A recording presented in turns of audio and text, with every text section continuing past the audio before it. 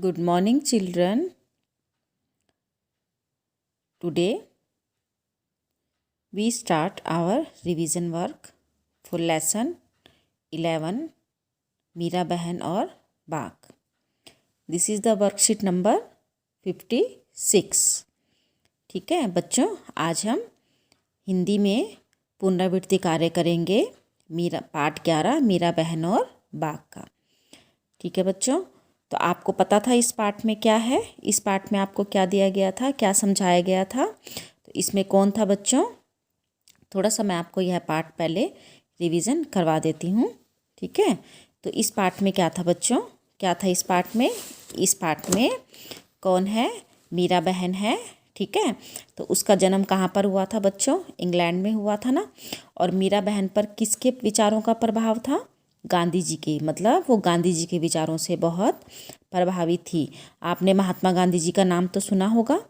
ठीक है, तो जो महात्मा गांधी हैं उन्होंने हमारे देश को आज़ाद करवाने में काफ़ी सहायता की थी. ठीक है, उन्हीं के कारण हमें आज़ादी मिली थी. तो उन पर भी वो काफ़ी सत्यवादी थे, उच्च विचारों के थे, सत्य अहिंसा के पुजारी थे. तो मीरा बहन पर भी गांधी जी के विचारों का प्रभाव था.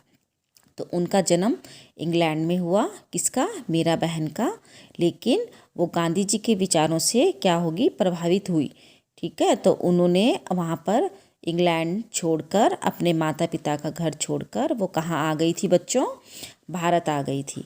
ठीक है, तो उन्होंने वहाँ पर क्या करा, उत्तर प्रदेश के एक पहाड़ी गांव में क्या किया था बच्चों, किसकी स्थापना की थी, गोपाल आश्रम की. ठीक है, तो उन्होंने कौन से आश्रम की स्थापना की थी, गोपाल आश्रम की. तो उस आश्रम में मीरा बहन ने क्या रखा, क्या किया था मीरा बहन ने उस आश्रम में.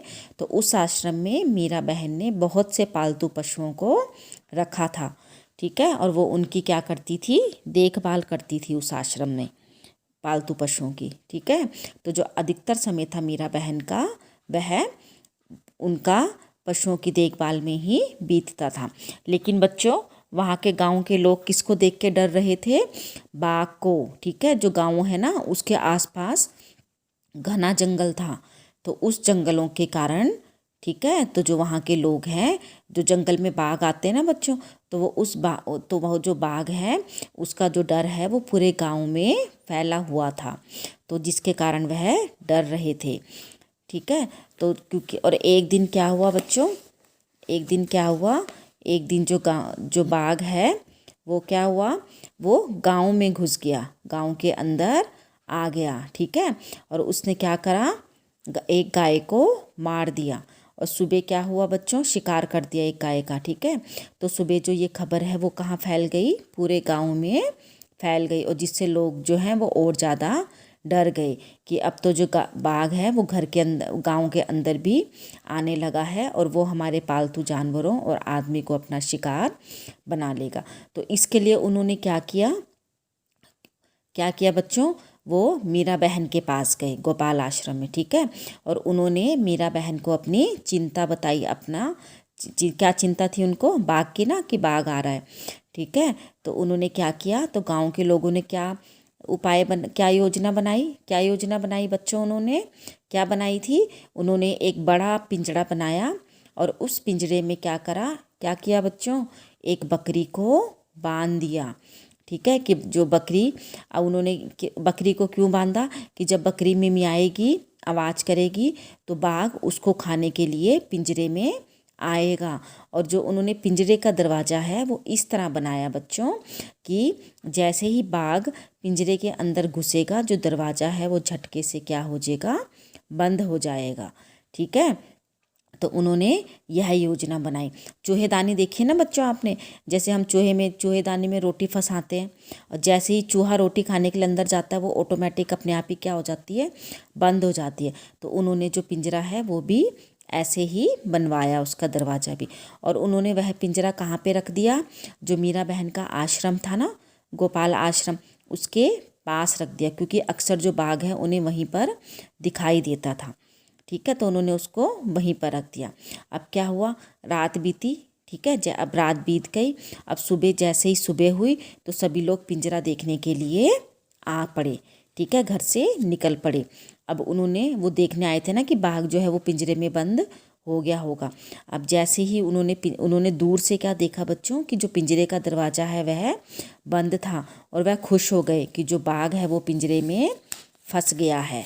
ठीक है, अब लेकिन जैसे ही वो पिंजरे के पास पहुँचे तो उन्होंने क्या देखा बच्चों, क्या देखा उन्होंने कि जो पिंजरे के अंदर बाघ नहीं था, और वह हैरान हो गए कि जब बाघ पिंजरे के अंदर नहीं गया तो उसका जो दरवाज़ा है वो कैसे बंद हुआ। तो बच्चों किसने किया था पिंजरे का दरवाज़ा बंद? मीरा बहन ने। क्यों किया था? क्योंकि उन्हें अच्छा नहीं लग रहा था। ठीक है, उन्होंने कहा, तो सभी गांव वालों ने मीरा बहन से पूछा कि यह दरवाज़ा कैसे बंद हुआ। तो मीरा बहन ने क्या कहा बच्चों कि मुझे नींद नहीं आ रही थी, मैं रात भर सोचती रही कि हम बाघ को धोखा देकर क्यों फंसाएंगे, इसलिए वह आई और उन्होंने पिंजरे का दरवाज़ा बंद कर दिया। ठीक है बच्चों, तो ये हमारा पाठ था। ठीक है, तो ये जो वर्कशीट है आपने इसे सबमिट नहीं करना है। ठीक है, अब इसके कुछ अभ्यास कार्य मैंने आपको दिया है। नीचे दिए गए गद्यांश को पढ़कर प्रश्नों के उत्तर दीजिए। ठीक है, अब पहले हम गद्यांश पढ़ेंगे, आप मेरे साथ गद्यांश पढ़ेंगे, जिससे आपको रीडिंग की भी जो है प्रैक्टिस होगी। तो पढ़िए बच्चों साथ साथ। गांव के लोगों ने अंत में तय किया कि बाघ को कैद कर लिया जाए। उसे कैद करने के लिए उन्होंने एक पिंजड़ा बनाया। पिंजड़े के अंदर एक बकरी बांधी। योजना यह थी कि बकरी का मिमियाना सुनकर बाघ पिंजड़े की तरफ आएगा। पिंजरे की तरफ आएगा। तो ये हमारी कुछ पंक्तियां हैं बच्चों। तो आपको नीचे प्रश्न दिए गए हैं। यहाँ पर बच्चों आपके लिए एक पिंजरे का चित्र बनाया है, पेस्ट किया है। ठीक है, उसको देखकर आपने इनके प्रश्न उत्तर लिखने हैं। ठीक है, तो अब प्रश्न है इसका, गांव वालों ने बाघ को कैद करने के लिए क्या योजना बनाई। तो बच्चों क्या योजना बनाई थी गांव वालों ने? तो पिंजरे को में एक बकरी को बांधा। ठीक है, और उसका दरवाज़ा इस तरह बनाया कि जैसे ही बाघ अंदर जाएगा पिंजरा अपने आप बंद, जो उसका दरवाज़ा है वह अपने आप बंद हो जाएगा। ठीक है बच्चों, तो आप इसका आंसर ये लिखेंगे, अपने आप लिखेंगे आप। पिंजरे के अंदर गांव वालों ने किसको बांधा? तो पिंजरे के अंदर किसको बांधा था बच्चों गांव वालों ने? तो पिंजरे के अंदर एक बकरी बांधी। ठीक है, बकरी को बांधा था। गांव वालों ने अपनी चिंता किसको बताई? तो किसको बताई थी अपनी चिंता उन्होंने? मीरा बहन को। ठीक है, तो गांव वालों ने अपनी चिंता मीरा बहन को बताई थी। अब देखिए निम्न शब्दों के अर्थ लिखिए। अब कैद, कैद का अर्थ क्या होता है बच्चों? कैद करना, बंदी बनाना। ठीक है, योजना, तरकीब। ठीक है, यह योजना होता है कोई तरकीब बनाना। ठीक है, अब आगे अगला प्रश्न देखिए, क्या हमें जानवरों को पिंजड़े में कैद करना चाहिए? अगर नहीं तो क्यों? अब बच्चों हमें जो पशु पक्षी हैं, जानवर हैं, उन्हें पिंजरे में बंद करना चाहिए? बताइए, करना चाहिए? नहीं करना चाहिए ना। अब क्यों नहीं करना चाहिए बच्चों? अगर आपको कोई बंद कर देगा पिंजरे में, नहीं सही, अगर आपको एक कमरे में ही बंद कर दिया जाए तो आपको कितना डर लगता है ना, घुटन महसूस होती है ना। आप चाहते हैं कि तुरंत आपको खोलें और आप बाहर निकल कर आ जाएं। तो ऐसे ही अगर हम जानवरों को पिंजरे में बंद कर देंगे, ठीक है, तो जो उनकी आज़ादी है वह छीन जाएगी। ठीक है, उन्हें भी खुले में रहना, अपनी मर्जी से खाना पीना पसंद है। ठीक है, हमें उनकी आज़ादी छीनने का कोई अधिकार नहीं है। ठीक है, सभी को अपनी मर्जी से जीने का अधिकार है ना, तो चाहे वह जानवर ही क्यों ना हो बच्चों। ठीक है, तो इसलिए हमें जानवरों को पिंजरे में कैद नहीं करना चाहिए। ठीक है, समझ आ गया आपको? ठीक है, तो ये इसके प्रश्न उत्तर थे, अभ्यास कार्य था। अब हम पढ़ेंगे अपना अगला अभ्यास कार्य। तो बच्चों अगला अभ्यास कार्य मैंने आपको हिंदी व्याकरण में पाठ 10 कारक से दिया है। ठीक है, तो कारक मैंने आपको बताया था ना, कारक क्या होते हैं बच्चों, क्या होते हैं, मैंने आपको समझाया था। वाक्य में आए हुए संज्ञा सर्वनाम शब्दों को उस वाक्य की क्रिया से जो संबंध होता है, जैसे ने, को, से, द्वारा, के लिए, ये सभी हमारे क्या होते हैं बच्चों, कारक चिन्ह होते हैं, है ना। और इसके कितने भेद होते हैं, 8 भेद होते हैं, ठीक है। तो ये आपके कारक थे। अब यहाँ पर हमने क्या करना है, उचित मिलान करना है। तो कारक चिन्ह बताए थे आपको, ये का, के, की, में, पर, ये सभी क्या हैं बच्चे, हमारे कारक चिन्ह होते हैं, है ना। अब आपने कोई वाक्य है, जैसे बच्चों मोहन ने आम खाया। अगर हम लिखेंगे मोहन आम खाया, तो मोहन यहाँ पर क्या है बच्चों, कर्ता है, संज्ञा सर्वनाम है, संज्ञा है, ठीक है। आम खाया, उसने क्रिया करी, काम किया आम खाने का, तो मोहन और आम खाया आपस में किसने जोड़ा बच्चों, ने, ठीक है। तो ये हमारा है कारक चिन्ह। हरीश गाय को चारा डालता है। मैं आपको एक बार दोबारा से समझा रही हूँ ये सभी चीज़ें, ठीक है। तो हरीश गाय को चारा डालता है, तो हरीश हमारा क्या है बच्चों, हरीश और गाय संज्ञा है, ठीक है। चारा डालता है हमारा क्या है बच्चों, क्या है, काम कर रहा है वो, ठीक है। तो को हमारा क्या है यहाँ पर, कारक चिन्ह है, ठीक है। तो इसके बिना जो हमारा जो संज्ञा सर्वनाम को और क्रिया को, कार्य को, वो कौन आपस में जोड़ रहा है, को, ठीक है। तो ये हमारा क्या है, कारक चिन्ह होते हैं। अब देखिए आगे उचित मिलान करना, मैंने आपको पिछली उसमें भी लिख के दिया था, ठीक है, कि उचित, कि इनके आपने विभक्ति चिन्ह याद करने हैं। तो आपने इनके विभक्ति चिन्ह कैसे याद करने थे, कर्ता ने, कर्म को, ठीक है। तो आपको ऐसे इनके विभक्ति चिन्ह याद हो जाएंगे। अब आपने, मैंने आगे पीछे लिख के, ऊपर नीचे आपको लिख के दिए हैं, ठीक है। इनके जो विभक्ति चिन्ह हैं आपने उनके साथ उनका उचित मिलान करना है। तो कर्ता कारक का उचित मिलान चिन्ह क्या होता है बच्चों, ने, कर्ता ने। कर्म का क्या होता है, कर्म, कर्ता ने कर्म को, है ना। कर्ता ने कर्म को, करण क्या होता है बच्चों, से, है ना। कर्ता ने कर्म को, करण से होता है ना, से के द्वारा, ठीक है। तो से के द्वारा, ठीक है। संप्रदान क्या होता है, संप्रदान को, के लिए, ठीक है, को, के लिए। अपादान क्या होता है बच्चों, अपादान से अलग होना, ठीक है। अब संबंध का, के, की, ठीक है। अधिकरण में, पर, और संबोधन हे, अरे, ठीक है बच्चों। तो आप इसको देखो इजीली ऐसे लर्न कर सकते हैं, एक बार अगर आपको इसको लर्न हो जाएगा। कर्ता ने कर्म को करण से के द्वारा, संप्रदान को, के लिए, अपादान से अलग होना, संबंध का, के, की, रारेरी भी होता है, अधिकरण में, पर, संबोधन हे, अरे, ठीक है। तो इसके कितने होते हैं, 8 भेद होते हैं, समझ आ गया आपको, ठीक है। तो ये इनका विभक्ति चिन्ह है, इनका आपने उचित मिलान किया है। अब देखिए निम्न वाक्यों में कारक चिन्ह रेखांकित कीजिए और उनके भेद लिखिए। अब आपको ये वाक्य दिए गए हैं, इसमें आपने कारक चिन्ह को रेखांकित करना है। तो अब कौन सा कारक चिन्ह है बच्चों, इसमें देखिए, गुरुजी के लिए कुर्सी दो। तो इसमें कौन सा कारक चिन्ह है बच्चों, के लिए है ना कारक चिन्ह। अब ये इसमें कारक चिन्ह को हमने रेखांकित कर दिया। अब कौन सा कारक चिन्ह है, ये कौन सा कारक है बच्चों, ये के लिए। जब किसी को कोई चीज़ देते हैं, ठीक है, तो उसके लिए हम क्या लगाते हैं बच्चों, जब के लिए को किसी को कोई चीज़ देना होता है, तो मैंने आपको बताया था उसके लिए हम कौन से कारक चिन्ह का प्रयोग करते हैं बच्चों, संप्रदान, ठीक है। तो ये हमारा कौन सा कारक चिन्ह है, कुर्सी दो, उसको दे रहे हैं ना वो, संप्रदान कारक, ठीक है बच्चों, समझ आ गया आपको, जब किसी के लिए कोई चीज़ देते हैं।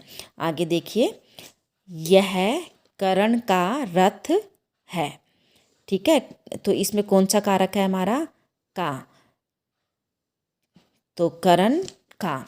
तो बच्चों कर्ता ने कर्म को करण से, संप्रदान के लिए, अपादान से, संबंध का, के की, रा रे री। तो संबंध कारक में क्या बताया बच्चों आपको, जब किसी चीज़ का किसी के साथ क्या होता है बच्चों, संबंध होता है। यहाँ पे देखिए संबंध कारक में क्या है, संज्ञा या सर्वनाम के जिस रूप से उसका संबंध किसी व्यक्ति वस्तु के साथ हो तो उसे हम क्या कहते हैं, संबंध कारक कहते हैं। काके की, रा रे री, ना ने नी। ठीक है, तो जैसे ऋचा शिवानी की बहन है, तो ऋचा और शिवानी का आपस में संबंध हो रहा है। किस चीज़ का संबंध है, उनका बहन का संबंध है। तो कि यह मेरी बहन का, है ना, तो आपसी संबंध है इनका, का इनको संबंध जोड़ रहा है ना, बेटा और बहन में। ठीक है, समुद्र का जल खारा होता है, तो समुद्र और जल में क्या जोड़ रहा है, वो का संबंध जोड़ रहा है। ठीक है, तो ये हमारा क्या है, संबंध कारक। ठीक है बच्चों,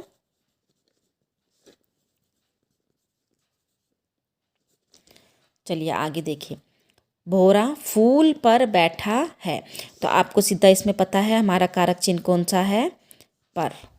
ठीक है, अब भोरा जो है वो फूल पर बैठा है, तो अब पर मैंने आपको बताया जहाँ पर कोई चीज़ पाई जाती है, किसी का होना पाया जाता है, तो वो कौन सा कारक होता है बच्चों, अधिकरण कारक। देखो संज्ञा सर्वनाम के जिस रूप से क्रिया, स्थान, समय या अवसर आदि प्रकट हो, तो जहाँ पर कोई चीज़ पाई जाती है।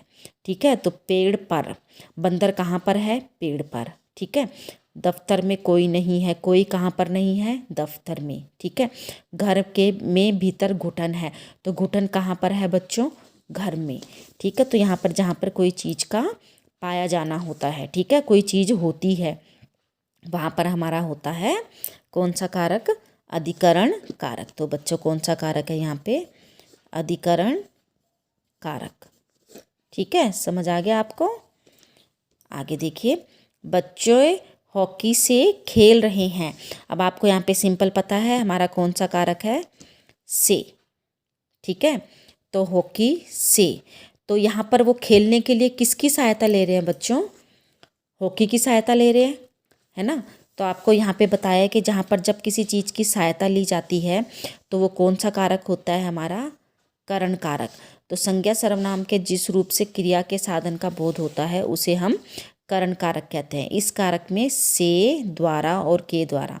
अब जैसे हम रेलगाड़ी द्वारा राजस्थान गए, यह खबर मुझे तार द्वारा मिली, चिंकी कलम से लिख रही है, तो चिंकी किसकी सहायता ले रही है लिखने के लिए, कलम की ले रही है ना।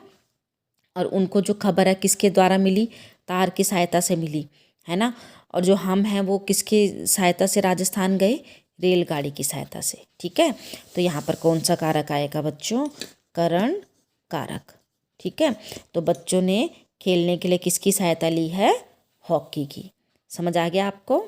ठीक है, अब देखिए, चित्रों को देखकर दिए गए कारक चिन्हों का प्रयोग कर 5-6 वाक्य बनाइए। तो आपने चित्र को देखकर, ठीक है, 5-6 वाक्य बनाने हैं। तो क्या आएगा बच्चों, ये इस चित्र में क्या है, जो बच्चा है वो क्या है, क्या लिखेंगे, बच्चा, मैं आपको एक बता रही हूँ, आप बाकी खुद लिखेंगे। बच्चा चांद से, ठीक है, जो बच्चा है वो चांद से बातें कर रहा है। ठीक है, तो बच्चा किससे बातें कर रहा है, चांद से, तो हमारा कारक चिन्ह क्या है यहाँ पे, से। ठीक है, अब देखिए क्या है यहाँ पर, खिलाड़ी बैट से खेल रहा है। ठीक है, जो खिलाड़ी है वो बैट से खेल रहा है। अब देखिए बल्ले से खेल रहा है, लिख सकते हैं आप। ठीक है, अब है ये कौन सा है, नल से पानी टपक रहा है।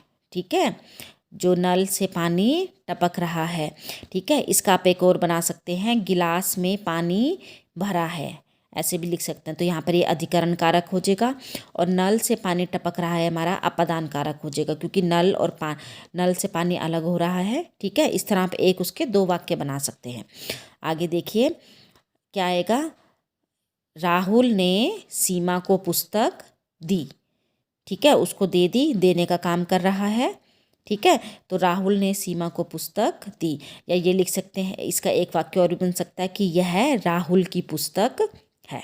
ठीक है, तो इस तरह आपके ये वाक्य बन सकते हैं। ठीक है बच्चों, आगे देखिए अपनी हिंदी आपको जो आपकी हिंदी व्याकरण की बुक है, ठीक है, इसमें आपने अभ्यास कार्य करना है। तो इनके आप अपने आप लिखेंगे, कारक किसे कहते हैं, परिभाषाएं लिखेंगे। ठीक है, उसके बाद आपने यहाँ पे कारकों के क्या लिखने हैं, विभक्ति चिन्ह लिखने हैं। मैंने आपको अभी बताया संबोधन का क्या होता है, आप खुद, मैं आपको एक बता रही हूँ, हे और अरे। ठीक है, कर्ता ने, ठीक है, करण से, ये आपने इनके क्या लिखने हैं, विभक्ति चिन्ह लिखने हैं। आगे देखिए ये उचित मिलान करना है बच्चों, मैंने आपको बता दिया है। ठीक है, और जो ये रचनात्मक कार्य है, यहाँ पर जो कारक चिन्ह आए हैं उन पर आपने आयताकार का चिन्ह लगाना है। ठीक है, तो गांव से बाहर, तो से पे आपने ऐसे, ठीक है, रेक्टेंगल बनाना है। समझ आ गया आपको? ठीक है, तो आप ये अपना ये बुक का कार्य भी करेंगे। धन्यवाद बच्चों।